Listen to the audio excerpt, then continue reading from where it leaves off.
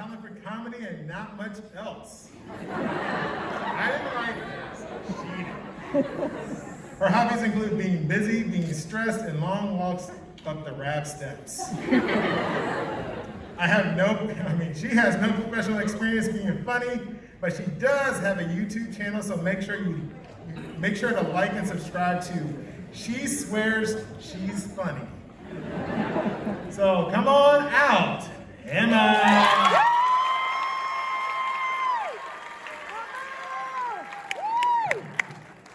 Of course, Dennis puts the microphone up too high for me.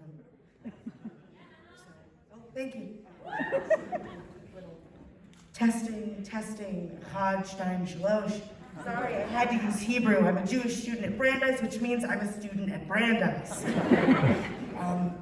Hello, parents. Can I get a little... Thank you so much for coming to this variety show, where the only variety is how many a cappella groups we have on this campus. No, really, I think your attendance here is so admirable. If I was a full adult with a real job and a real house, I certainly wouldn't be trapezing up the rap steps to listen to a lecture, but hey, more power to you. I decided to do stand-up tonight because I'm funny, or as my mother would say, funny looking. Speaking of funny looking, that's why I'm wearing a mask. I was recently afflicted by a plague. No, it wasn't COVID, tuberculosis. I know it sounds like I smoke 2 packs a day. That's not true, it's 20. And if I start hacking up a lung on stage, I promise I'm only dying on the inside. So now, I know a lot of parents out there are worried about their kids. Their kids are probably named Hannah or Josh. Wait, do I have any Hannahs or Joshes in the audience right now?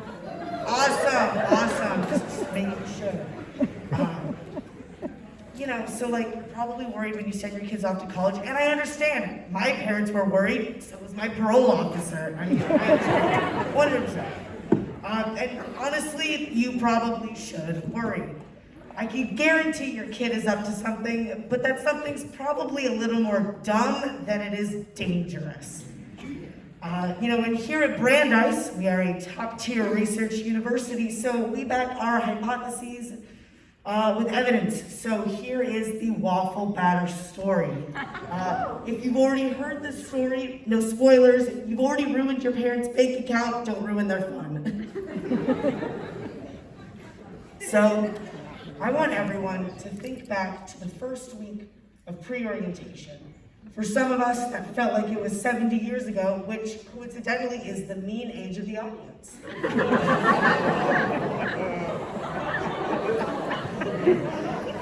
Actually, in the previous contest, along with your Dice Days t-shirt, we're also giving out walkers. I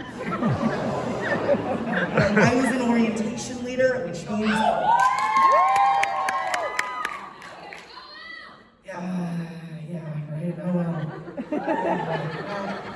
that means we had to deal with moving everyone into the dorms, we had to deal with COVID. We said Dayenu, that would have been enough. God said, I bet. He sent down a hurricane.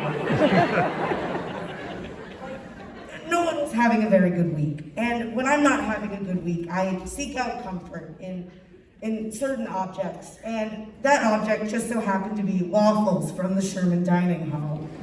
Now, when I tell you I was thinking about waffles, I was dreaming about waffles, I was lusting after these waffles like Frisbee boys lust after, well, anything. So, we wake up at, of course, 8:30 a.m. to go eat breakfast at Sherman, and I'm like, you know what? I'm a junior, I've never used the waffle batter machine. Today is the day, I'm gonna eat a waffle, and it's gonna be good, it's gonna be a good day. When I first turned up to Sherman, my first indication that today was gonna be bad was Sherman was closed.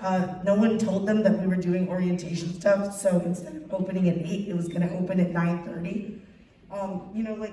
Which reminds me, what's the best thing to do at Sherman? Leave. Apologies for all of you poor people who wasted your yes swipes on that. I'm so sorry. So, I'm thinking about my game plan. And, point A, gonna take the cup, fill it with waffle batter. Point B, well, it's acquiring the batter. We have like a little spigot, kind of like the water things you find in hotel rooms. It's got the, water fountains. Y'all know what that is, right? Or, for some of you, you're probably still used to collecting fresh water from the stream. So, point C, get the waffle batter, put it in the waffle machine, flip it, consume waffle, life is good. Actually, acquiring the waffle batter is kind of where I screwed myself over. So, I'm at the waffle spigot. I've got some of my grouplets around me. They're watching me very intently since I have not shut up about how much I wanted a waffle.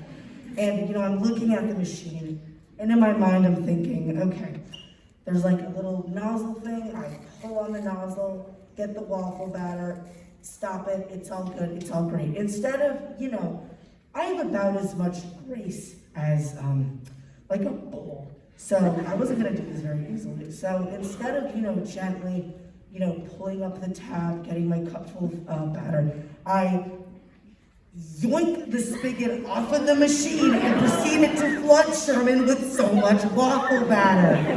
I mean, I emptied the entire machine. I've seen houses flood, and I was more terrified that morning than I was then.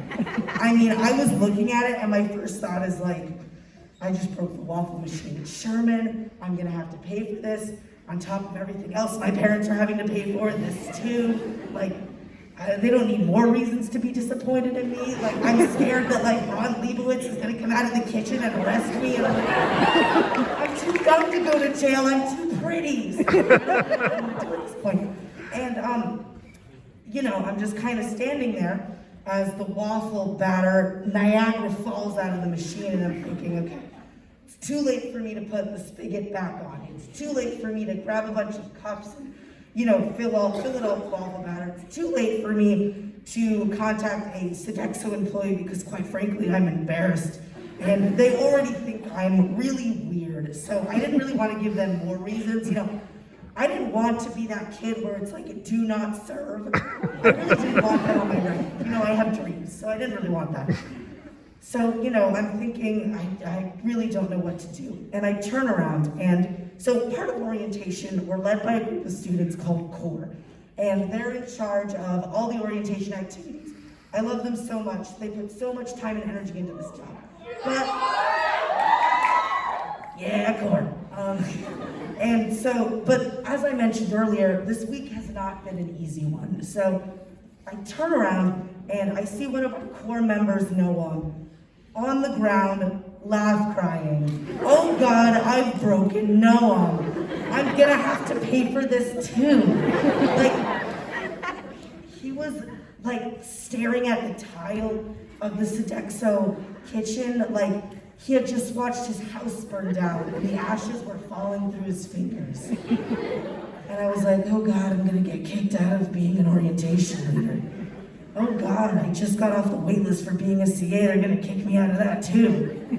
Oh God, they're gonna send me to Bentley. A lot of Bentley haters in this crowd tonight, all right. So, Noam eventually composes himself and says, okay, I'm gonna go wash your hands. And I'm like, that's kind of all I can do at this point. So I go into the bathroom, and I wash my hands of the waffle batter, scrubbing my skin, and then I go to the, I'm a very dramatic person, as you can tell, and I go to the counter of the bathroom, and I look at myself in the mirror, like how noir detectives do in movies, and I'm like, all right, Emma, you're gonna go out there, and you're gonna act like everything is fine. You did not break the waffle batter machine at Sherman, and if you did, it was a simple accident, totally not you being stupid. It's gonna be great. You're not gonna get arrested. You're not gonna have to pay for this. Life is good. So, I leave the bathroom and I can still see remnants of the waffle batter on my hands. Has anyone in here read The Telltale Heart by Edgar Allan Poe? Where he kills his landlord and buries him under the floorboards and he can still hear the heart beating. That's what I felt like. I can't reference the play because I'm in a theater, but out damn spot, it felt very much like that. So, I go over to my table with my grouplets, who up to this point think I'm like a decently, respectable individual, and they all just kind of turn to look at me, and they're like, "We know what you did." I'm like, no. I mean, like, sorry, I took notes. I just have to remember it at the right spot. So, like, you know, I walk back to my table, and they're like, "You have sinned. We're gonna see you at Yom Kippur this year." Like, yeah, probably. Brandeis after all. So, you know, I go back to my table like I'm a vet coming back from the Vietnam War. I go back to my table like my parents after they viewed my tuition bill. It's not a good look. And eventually I sit down, I need something else for breakfast. Life moves on. I never get an email from Ron Leibowitz. Brandpo never kicks down my door and takes me out in cuffs. Yet. This is the second time I've told this story, and I'm still worried that when I leave Spingold, I'm gonna leave it in a cop car. So anyway, moral of the story.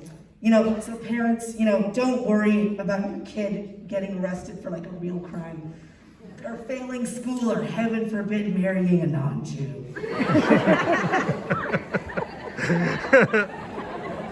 I mean, you'd think at Brandeis there'd be more options. Worry about your kid adding another charge at your tuition, because, here at Brandeis, we're taught, oh, Jesus Christ, I'm so sorry. Going through second puberty. Here at Brandeis, we're taught to reach above and beyond our potential, even if that's just how absolutely moronic we can be. Have a good night, everybody.